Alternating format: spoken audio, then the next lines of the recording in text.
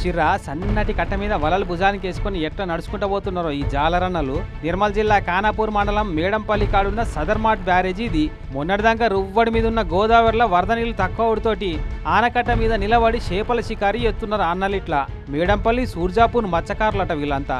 కట్ట మీద నిలబడి వల ఇసురుతుంటే చేపలు బొచ్చడి ఎక్కుతున్నాయి. అట్లా చిక్కిన ఆ చేపలను జారిపోకుండా మెల్లగా ఒడుపుతోని ఒడ్డుకు చేర్చుడు కూడా రిస్కే ఉంది. కానీ వాళ్ళ కష్టానికి తగ్గట్టు చేపలు కూడా మస్తుగా పడుతున్నాయి.